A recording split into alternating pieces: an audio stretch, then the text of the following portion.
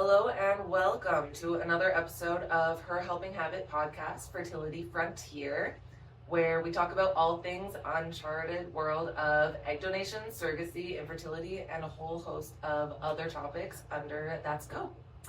My name is Jess. I am one of our egg donor coordinators here at Her Helping Habit, and today we are going to be discussing the truth about the washout cycle. So I have with me Katie, the founder of Her Helping Habit and 6-time egg donor, and Emily, our embryo program manager and 4-time egg donor. So, the washout cycle. This is the term we use when we refer to the first menstrual period after your egg retrieval.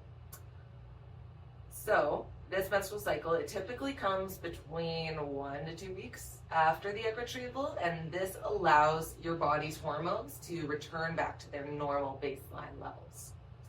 So, as an IUD girly myself, I haven't experienced a quote-unquote proper menstrual cycle in about 6 years, so I have a lot of questions myself. And I've noticed personally that the recovery stage is not talked about to you guys before you do your retrievals. And so I've heard some bad things. So I've heard some donors call this the period from hell.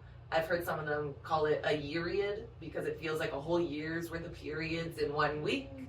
And so whatever term you use, whether it's ant flow, the red tide, what have you, I doubt that you'll hear it before your retrieval. So I wanted to ask some egg donors that have been through it themselves. So. All right, well, that's what we're here for, so Yeah. hit us with your questions. Awesome. So question 1, how would you describe the washout cycle compared to a normal menstrual period? Oh, good question.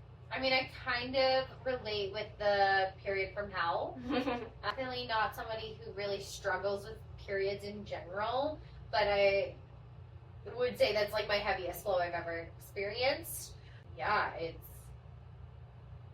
manageable for me, but definitely heavier than I've ever experienced. Yeah, for mine, it's pretty similar to my regular period, which I'm thankfully one of those girls who doesn't really get cramps, as long as I'm supplementing and eating healthy. And so it's no different, it's just way more blood. It really is. Volume. It is. So I can't just have regular tampons or regular anything I'm using, because it's gonna be way more than that. And so Gotta size up. yes, exactly. Good to know. Good Yeah. to know. Did the bleeding last longer than your typical menstrual period during your washout? Yes, definitely. I feel like on average I'm like a 2 to 4 day kind of girl, and the washout cycle is for sure 4 or 5 days, maybe a week for myself. Yeah. Mine was actually, I think, shorter. It was about Really? 3 days, but it was just the volume. Just a huge volume. Yes, 3 it was, days. my body was can you just get out? Get out now, get out quickly, all of it out. Wow, Yeah. interesting. Yeah. Were you able to use a tampon or menstrual cup during your washout cycle, or were you only able to use pads or liners? Not really a cup person. I think it's, don't quote me, but I don't think it's recommended because for the risk of infection to use a cup after. Tampons definitely aren't recommended for that first flow, so I'm going to assume it's the same for cups. But yeah, period underwear and, I guess period underwear isn't my friend during this time, a washout cycle instance, maybe later on, but yeah, definitely just a lot of pads. Oh. Yeah, period underwear for sure. But to be honest, I use a lot of diapers. What? Oh, wow. I Oh, know. tell me more. I would stock up on diapers for sure. Yeah. What do you mean? Depends? Adult diapers? Yeah. Oh, girl. Actually recommend them. Somebody recommended it on, I think, TikTok a long time ago. Interesting. And absolutely, yeah. All See, right. This is why we're talking about it. Yeah, We I need the swear tips. by it. I also still do it with my regular period on the heaviest day, when I'm sleeping and I don't feel like dealing with anything. I'll just use it because it's you're gonna be at home in Yeah. days, why not? Yeah, that's what it's there for. It's Yeah. what you've made for. Yes, exactly. That's great. Yeah. Cool. Fascinating. Yeah. I've never thought of doing that. Oh, it's a game changer. You'll never go back. How many retrievals have each of you done, and were the washout symptoms the same each time, or were there variances?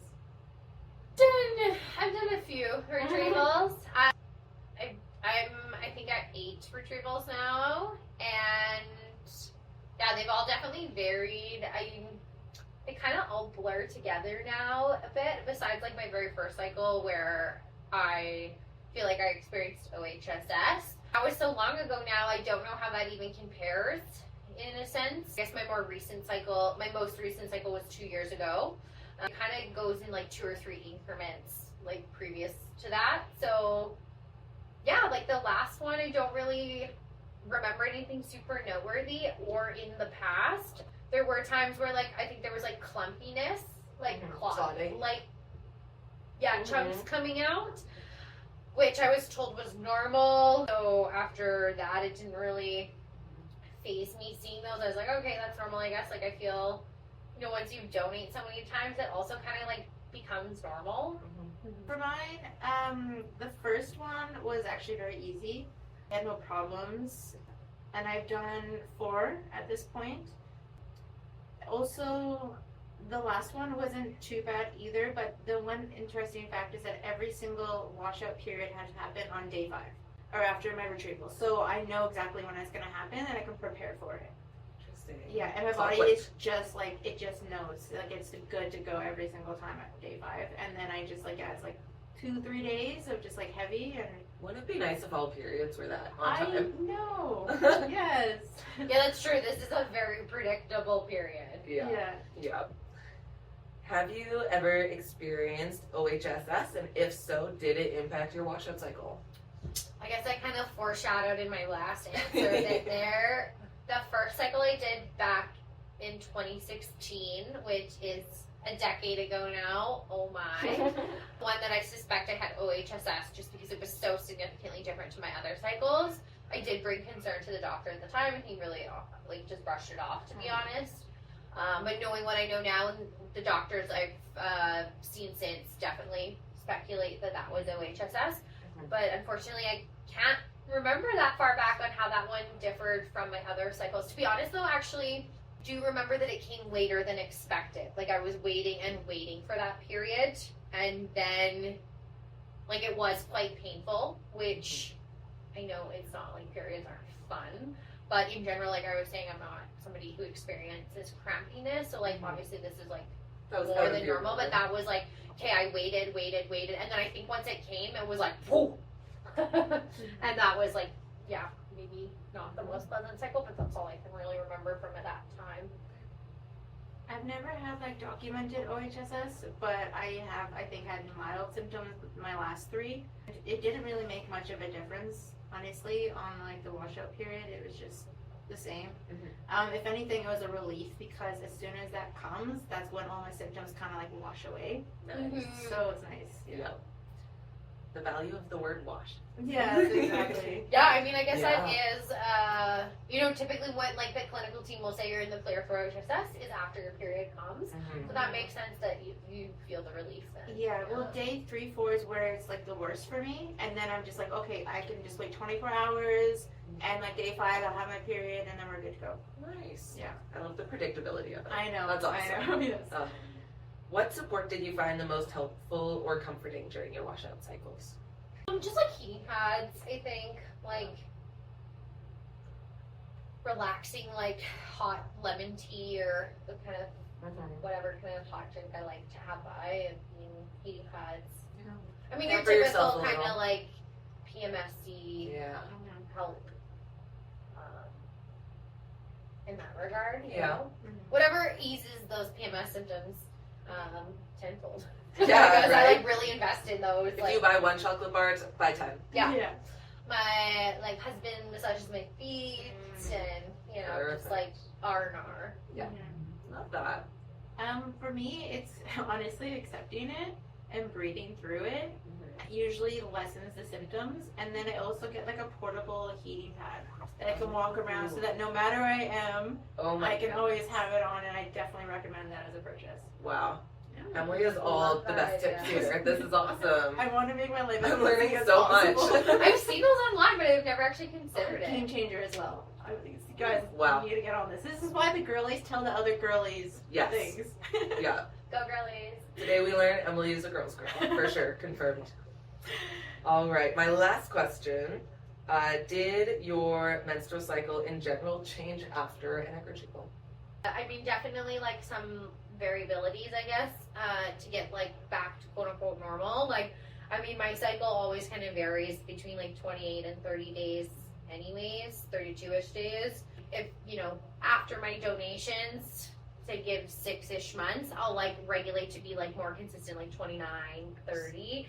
Whereas like after the donation, it's maybe like 34-ish, 35 days. Like I'm pretty religious with like my period tracking app. I think that's the biggest difference, just like the length being extended by a day or two. But yeah, for me, that's the only noticeable change.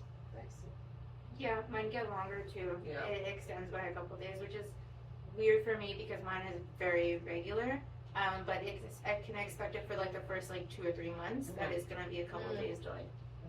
Yeah, Cool. that's like a So your first few periods after retrieval would be affected, but then those side effects sort of peter off, is what I'm understanding. Yeah. essentially. Cool. Awesome. Yeah, I think it's as your body resets, like because we're flushing out those hormones in our body. Like even though they're flushed out, so to speak, it still takes time to adjust and bring our levels really back to baseline. Yeah. Awesome. Yeah. You know what? I actually have one more question, and it is relating to IUDs. Because, as I mentioned, I have an IUD, and I would love to donate my eggs one day, but I would not like to get rid of my IUD. And not a deal breaker for egg donation, which is excellent news for me. But I'm wondering, is there a difference in the side effects of your washout cycle from retrievals where you did have an IUD in place versus retrievals where you did not have one in place? Not really. I think for myself, it's maybe just like the difference in like flow. You know, with my IUD, I had a hormonal IUD when I did donate with one in, and so naturally, you know, the hormones. Like I wasn't even getting a period really. So like to have a period as like a washout cycle was like, Out of the norm. great! I haven't had a period in a while, anyways. So, but when I compared that to like not having my IUD, the flow difference was like significantly less. But it's also because like I wasn't bleeding before. I think the IUD also keeps those walls of your uterus thinner, so there's less to really flush out after. Would make sense. Mm-hmm. How about you? It doesn't really change like the period itself, but I definitely get spotting for quite a few days later. Yeah. But then also with IUDs, it's kind of tricky because sometimes it's just part of the IUD. So I wasn't quite sure. So, because I got my IUD put in at one of my retrievals. So then in this sense, when I kept spotting afterwards, I was a little bit confused and I didn't really have a whole lot of information online, kind of like what was going on. And then later on, I found out that like my IUD probably wasn't the best for me, and so it was kind of confusing, right? Because I was like, well, maybe this just is like part of like the whole new norm, but so it makes it a little bit trickier. But if you've had it in before, doing any egg donations, you know what your body's like, it'll probably help quite a bit. Awesome. Yeah. Wow. Well, I've learned a whole bunch this evening. So thank you, ladies, so much for talking to me about your periods Anytime. and teaching me so much. I'm definitely a little less intimidated about the washout cycle now. And if any of you guys have questions about egg donation, surrogacy, the washout cycle, any and all of it, we are on all the socials at Her Helping Habit, and you can book a free consultation through our website. Thanks. That was a great chat. Yeah.